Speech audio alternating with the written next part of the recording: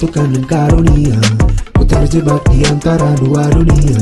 Jalani sebuah kutukan dan karunia, ku terjebak di antara dua dunia.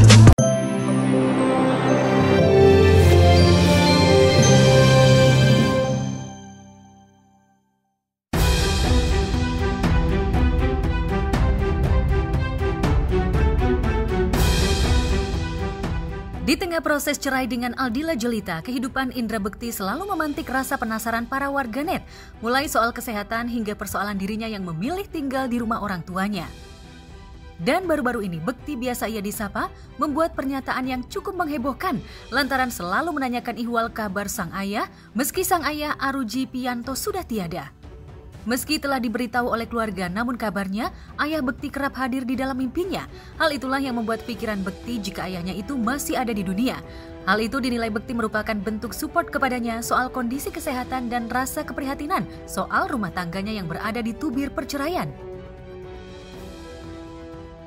Soalnya ada kabar katanya sempat lo bilang papa sehat gitu. Iya, itu dia. Papa kan nggak ada ya? Udah nggak ada, betul. Jadi adikku ya, Arum ya, aku tanya, papa sehat? Karena di dalam mimpi aku itu, selama aku mungkin lagi kemana ya gitu ya, itu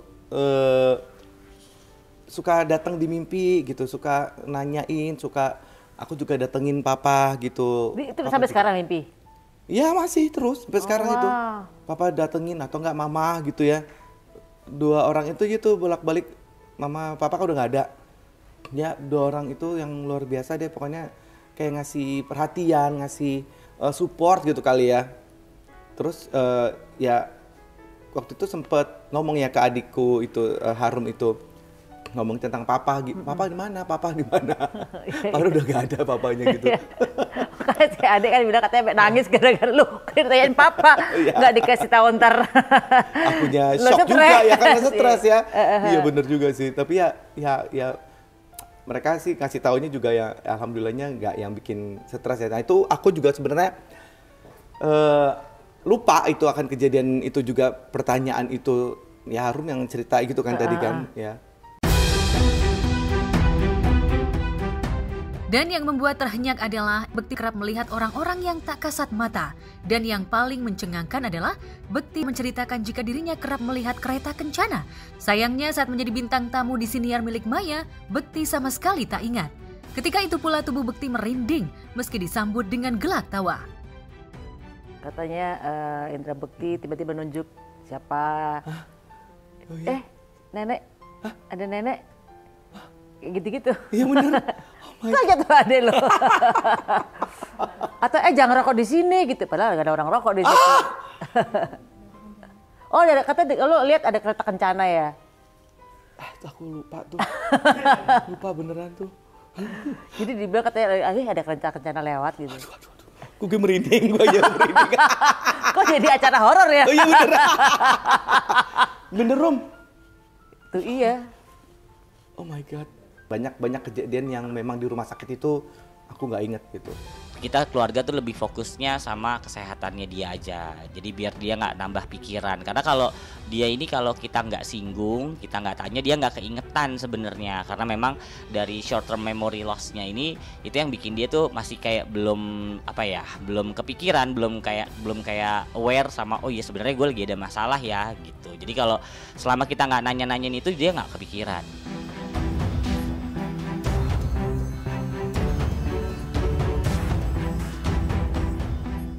Ingatan Bekti di awal-awal sakit hingga sadar memang banyak yang hilang. Namun hal itu tak lantas membuat Bekti murung. Justru ia bersyukur Tuhan menghapus memori kelam dirinya ketika sakit. Namun Bekti juga bersyukur jika proses pemulihan dirinya berlangsung cukup cepat. Banyak yang tak menyangka jika proses recovery Bekti itu bisa secepat saat ini. Jadi Indra Bekti termasuk yang ya, betul, beruntung. Pasca pemulihannya cepat. Betul. Dan ditangannya juga cepat. Betul. Pas golden hour itu kan kalau dibilangnya kan itu pas golden hour ya. Jadi kalau misalnya udah pecah pembuluh darah 6 jam itu udah harus cepat ditangani itu gitu. Langsung aku alhamdulillah cepat ditangani terus langsung operasi gitu kan ya. Alhamdulillah tuh Bun. Terus kemudian aku juga ada klinik di infus 10 hari. Jadi tiap hari aku selama 10 hari itu ke sana untuk diinfus, jadi supaya nyambung apa yang aku omongin. Jadi waktu awal-awal pasca operasi itu aku nggak nyambung ngomong apa, terus cerita apa gitu, nggak nyambung banget. Nah setelah 4 kali itu infus itu udah enak, badan enak. Itu infus apa itu? Infusnya herbal. Wah. Jadi Januari, pokoknya 28 aku pingsan itu langsung kayaknya bangun-bangun tuh di Februari itu lagi di terapi itu. Padahal aku bangun, padahal aku ngobrol sama orang apa segala macem gitu. Tapi kayak entah kenapa Allah nggak kasih ingatan itu gitu kayaknya.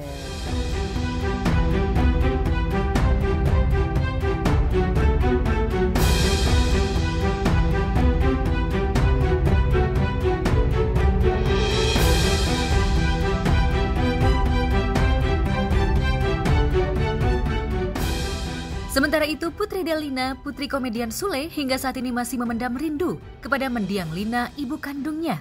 Apalagi momen ketika bulan puasa Ramadan bersama ibunda tercinta.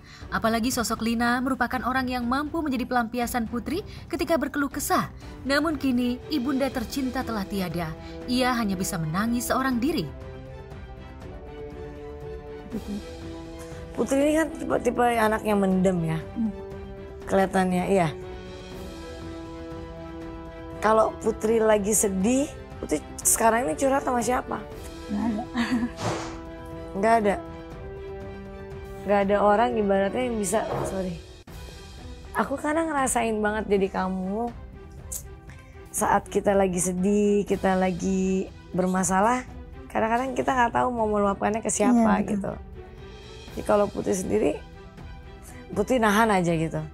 Karena lebih tepatnya apa ya?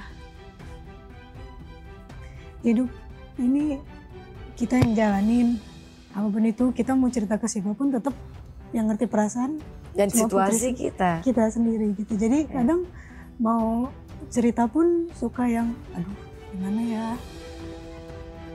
Jadi makanya sampai sekarang kalau misalnya mau sedih mau apapun itu lebih baik ya udah positif aja, cari yang bisa bikin kita seneng, lebih ya udah.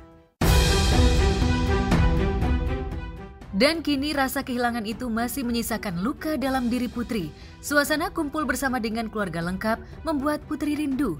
Lantas apa kenangan Putri bersama dengan almarhum ibunda tercinta? Ya itu Bun. Setelah nggak ada mama, ya itu nggak bisa cerita, nggak bisa ngeluapin apa yang Putri rasain. Karena apa ya, mama tahu caranya bagaimana ngertiin Putri gitu. itulah seorang ibu ya. Seorang ibu tuh gimana pun yang paling bisa ngomong anaknya, ngertiin anaknya dan nggak menjudge di saat anaknya lagi mau cerita tentang apapun. Dulu pasti yang apa ya, yang bisa ngumpulin tuh kan cuma mama. Dan di sini sekarang Putri yang bisa ngumpulin. Anaknya juga sibuk, ayah juga kerjaannya. Jadi di sini Putri yang bagiin Satu-satunya waktu. cewek lagi kan. Makanya rasanya hampa banget. Kayak merasa, oh sekarang apa-apa jadi Putri semua gitu. Cuman Putri selalu terima itu karena memang sudah kondisinya seperti ini. Putri yang harus.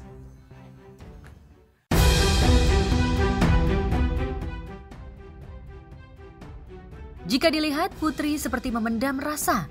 Entah apa yang ada di benak Putri hingga ia tak mampu menumpahkan isi hatinya kepada orang terdekat misalnya. Namun ia hanya menyimpan dan lebih memilih mengurung diri. Hal itu tentu saja membuat Ashanti khawatir. Putri nggak takut kalau Putri nahan terus, nggak mengungkapkan ini ke seseorang, nggak mengeluarkan, kayak Putri nangis aja tuh berusaha kelihatan nahan. Putri nggak takut diri kamu sendiri yang nanti akan sakit ke depan gitu? Karena Putri harus ada tempat untuk ngobrol. Misalnya Putri kalau bunda nih kalau bunda mungkin usia udah lebih jauh dari kamu ya. Kalau udah nangis karena nggak bisa cerita depan orang, udah kalau lagi sholat berkah-berkan tuh air mata gitu. Harus dikeluarkan.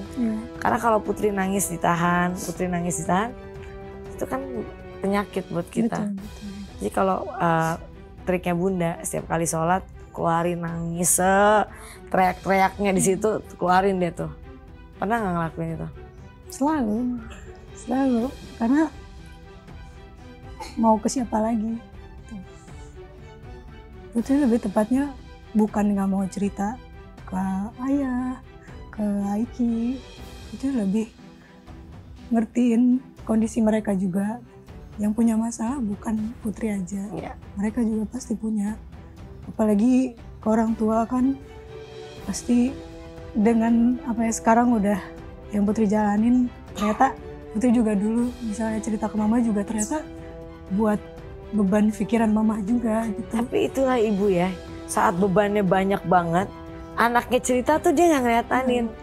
Dan dia ngeluarin, dia singkirin sedikit perasaan dan sakitnya dia sebentar untuk menyerap anaknya tuh. Makanya buat yang nonton harus menghargai, itulah sebegitu perjuangannya seorang ibu.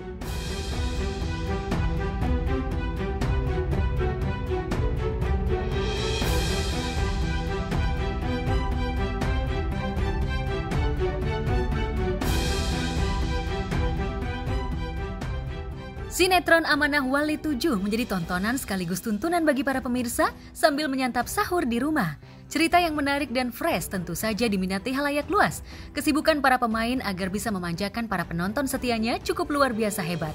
Hal itu terlihat ketika tim Gospot berkesempatan bertemu dengan beberapa pemain wanita Amanah Wali 7. Dia adalah Diva Almira pemeran Rere. Apalagi peran Rere di sini cukup berbeda ketika menjadi istri dari Ovi. Kalau untuk karakternya enggak sih, dia tetap tomboy, tetap anaknya berani, tegas.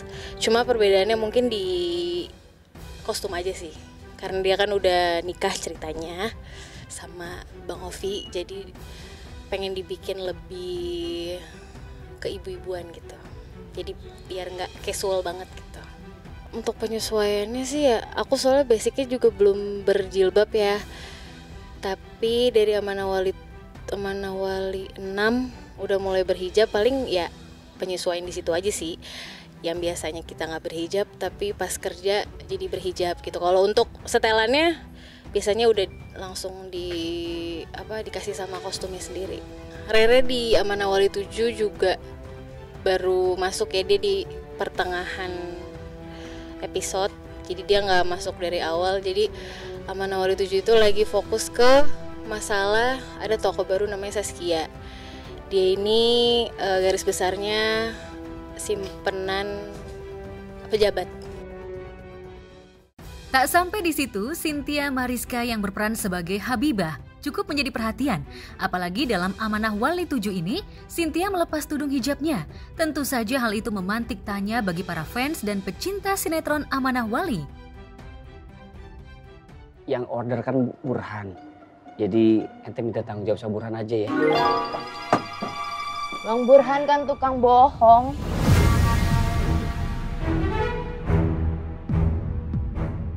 Lagian ngapain sih pada percaya sama dia?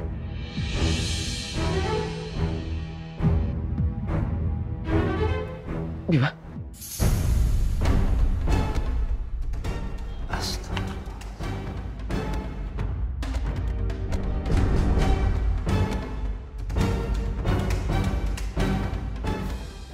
Habibah di AW7 dia kalau kata anak zaman sekarang lagi trust issue ya. Trust issue sama pamannya sendiri, pergejolakan batin, questioning sama Tuhan, kenapa sih bisa jadi kayak gini gitu. Padahal dia adalah sosok yang bisa dibilang dulunya soleha, pakai H, soleha karena cewek. Terus banyak orang yang coba tanya sebenarnya kenapa sih coba bantu, tapi si Biba ngerasa dia nggak perlu orang lain karena lagi di fase-fase kritis lah, bener-bener fase yang ya questioning. Kan dia bilang si Biba ini bakalan jadi karakter yang sebenarnya nggak tomboy sih, cuma lebih kayak fashionnya aja nggak emang dari awal si Biba kan nggak yang pakai gamis panjang, emang dia pakai jilbab tapi tetap pakai celana kan. Dia bilang feminim banget ya, enggak ya, sekarang digambarin kayak gitulah. Mungkin referensinya ya dari Cynthia Mariska sedikit, karena tidak menggambarkan wanita yang feminim banget gitu, tapi ketika difeminimkan dia dapat tetap gitu kan, sisi femininnya tetap dapat. Saya shock lihat kamu sekarang ini, Habibah.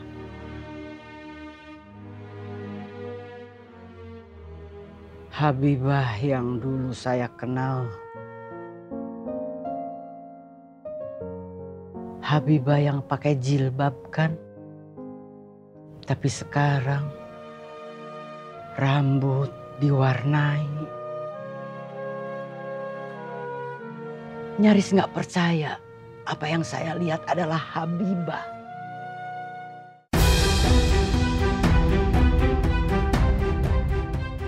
Lantas benarkah Habibah merasa kecewa dengan keadaan hingga ia harus melepas tudung hijabnya? Kepada siapa Habibah kecewa? Kecewa kenapa?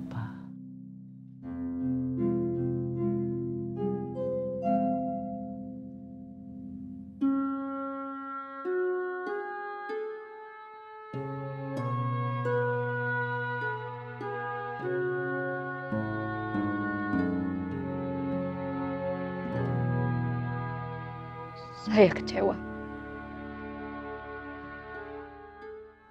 Karena Paman Yusuf menikahkan saya dengan lelaki kenalannya. Terus sama satu lagi ada karakter namanya Habibah.